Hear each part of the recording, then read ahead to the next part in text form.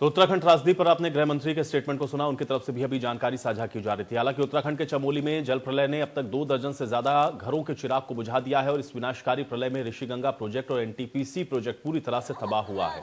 इसमें उत्तराखंड के चमोली में प्राकृतिक आपदा के बाद उत्तर प्रदेश के भी 50 से ज्यादा लोग लापता हैं और अब जैसे जैसे वक्त गुजर रहा है, लापता लोगों के परिवारों की बेचैनी बढ़ रही है। लापता अपनों के साथ अनहोनी की आशंका से उनके परिजनों की सांसें अटक रही हैं।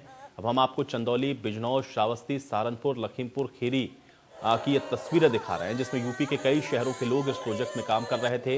हालांकि आईटीबीपी, एनडीआरएफ और एसडीआरएफ के जवान राहत और बचाव के कार्य में लगे हैं।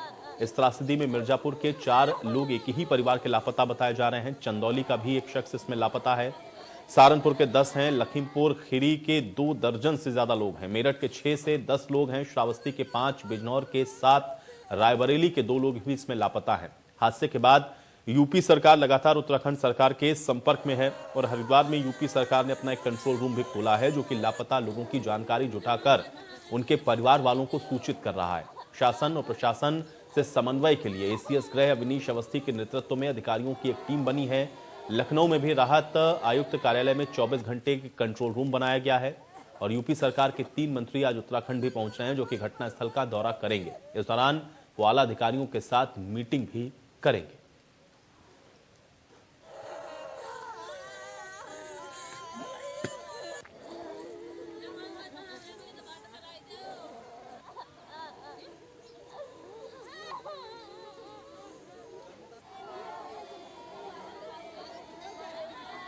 तो तस्वीरें लगातार हम आपको दिखा रहे हैं श्रावस्ती के, सहारनपुर के, लखीमपुर के, बिजनौर के और चंदौली के। इन तमाम जगहों पर आप देख रहे हैं उत्तर प्रदेश के वो लोग जो कि उत्तराखंड के इस प्रोजेक्ट में काम कर रहे थे, उनके लापता होने की जानकारी मिल रही है। लेकिन अभी क्योंकि स्पष्ट तौर पर प्रशासन की तरफ से भी ये पुख्ता नहीं किया गया है कि आखिर इनके विषय में क्या जानकारी मिली है उत्तराखंड से, तो इस वजह से परिवार के अंदर भी आप देख सकते हैं कि जो गम का माहौल है वो साफ तौर पर नजर आ रहा है। और सबसे ज्यादा अगर आप देखें तो लखीमपुर खीरी के 34 लोग लापता बताए जा रहे हैं, जिनके बारे में अभी तक कोई जानकारी नहीं है। बिजनौर के भी 7 मजदूर ऐसे ही लापता हैं और चंदौली के पंकज लापता हैं, श्रावस्ती के भी 5 मजदूर हैं और सहारनपुर के 10 लोग इसमें लापता बताए जा रहे हैं। और बातचीत करते हैं, सनुज हमारे साथ जुड़ रहे हैं जानकारी के साथ। सनुज, फिलहाल क्या जानकारी है, क्योंकि मेरठ के 6 से ज्यादा लोग ऐसे हैं जो कि बताए गए हैं कि लापता हैं, अभी तक कोई जानकारी उनके विषय में, और इसके अलावा कोऑर्डिनेशन कैसे चल रहा है उत्तर प्रदेश और उत्तराखंड सरकार के बीच में, क्या जानकारी है सनुज?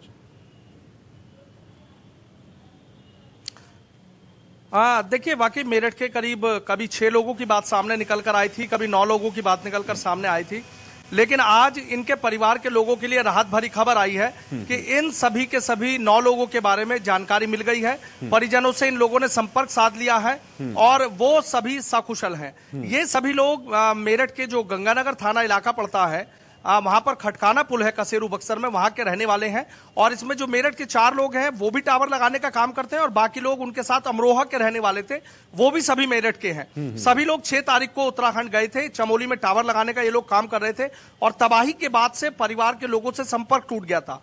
परिवार के लोग डरे थे, सहमे थे, लगातार जो तमाम चैनल्स पर नंबर चल रहे हैं उनसे भी बातचीत कर रहे थे कि किसी तरीके से परिजनों से बातचीत हो जाए।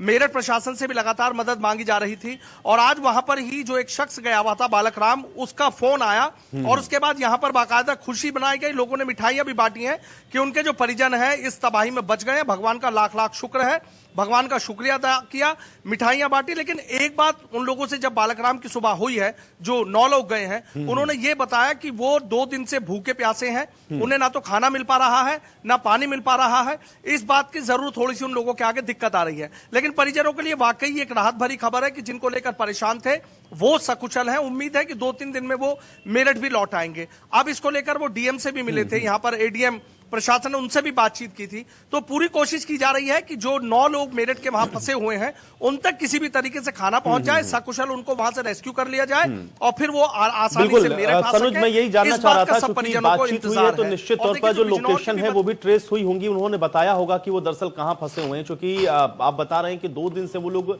इस त्रासदी की वजह से फंसे हुए हैं, उनको पानी और खाने तक की भी दिक्कतें हैं। तो क्या ये ट्रेस हो पाया है कि वो किस इलाके में है, किस जगह पर है और वहां पर फौरी तौर पर क्या व्यवस्था पहुंच सकती है? क्या इसको लेकर के कोई बातचीत या कोई जानकारी सामने आई हो? सनुज। हाँ, देखिए, परिजनों ने हमें एक चीज बताई है कि जिस जगह वो लोग फंसे हुए हैं वहां से करीब 16 किलोमीटर की दूरी पर कोई एयरबेस है। तो और दूसरी जगह जिस जगह है वहां से भी चूंकि गांवों का भी संपर्क कट गया है, कुछ ग्रामीणों से भी बात की है, वहां पर भी खाने की दिक्कत आ रही है। तो जहां से संसाधन पूरी तरीके से मिल सकेंगे वो 16 किलोमीटर की दूरी है। बाकायदा परिजनों ने यह बात मेरठ के प्रशासन को भी बता दी है।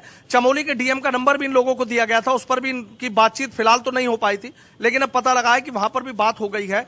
किस जगह है, किस जगह का है, देखिए जंगल इतना बड़ा इलाका है, वहां ये बता पाना तो थोड़ा सा मुश्किल होगा, लेकिन हाँ आसपास के गांव की लोकेशन जरूर बता दी गई है।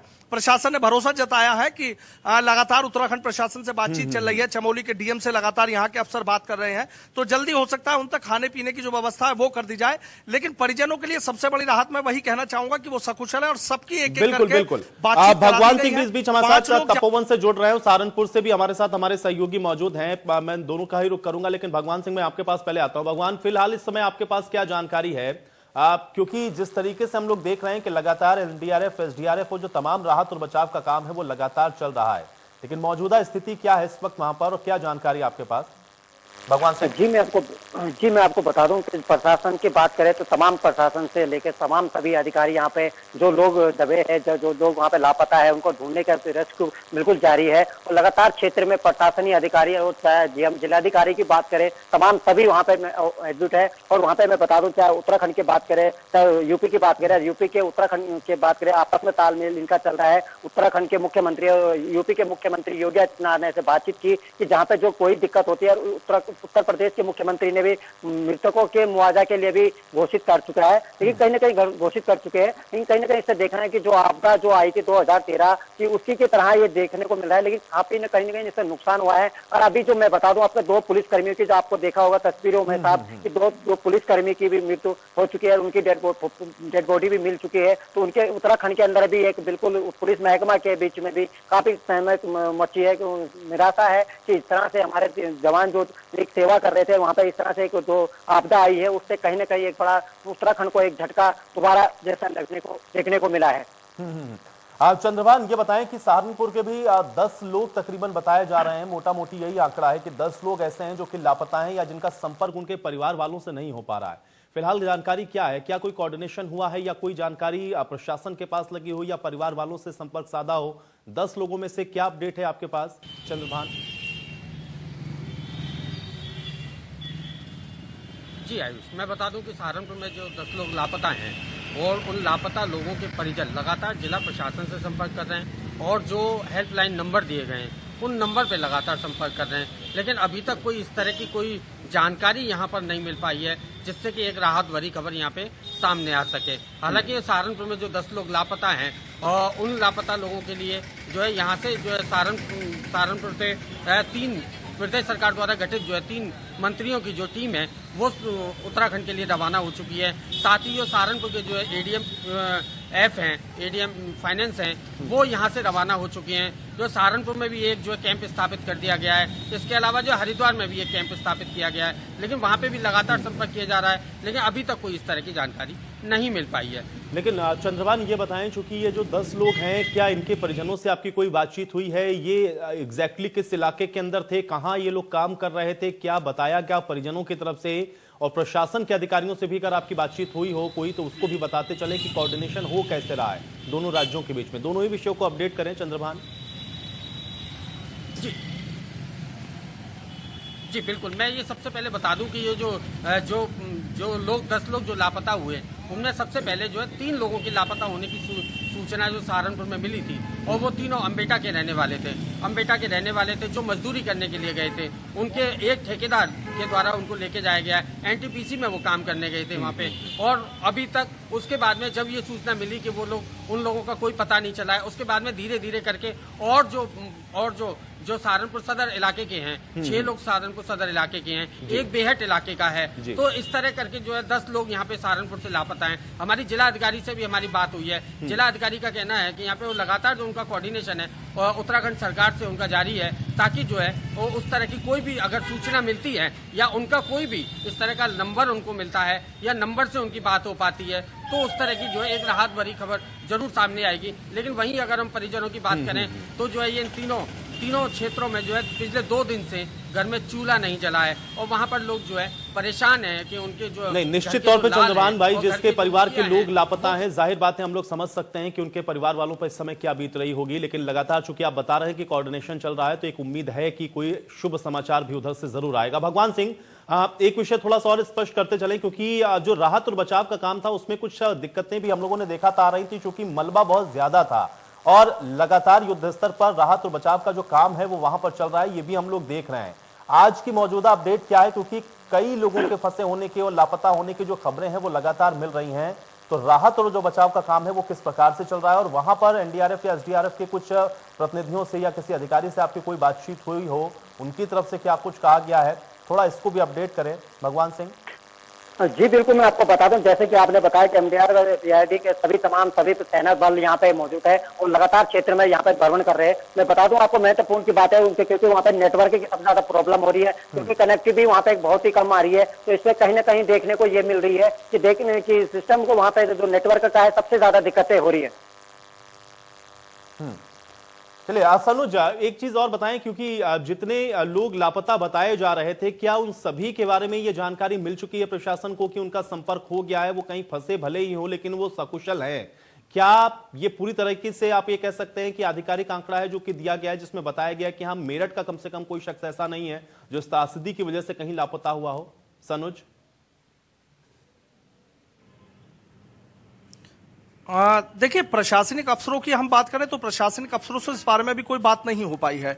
लेकिन जिन परिवार के लोग गए हुए थे, मैं खुद गया था उन परिवारों के बीच और वहां पर मिठाइयां बंट रही थी, तो इससे अंदाजा लगाया जा सकता है सभी लोगों की बाकायदा फोन पर बात हो गई है।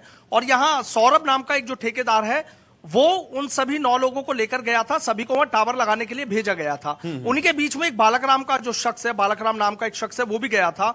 उसी ने इन सब लोगों की आपस में बातचीत कराई है। आपस में 5 लोग एक जगह हैं और 4 लोग एक जगह हैं, कुल मिलाकर 9 लोग हैं।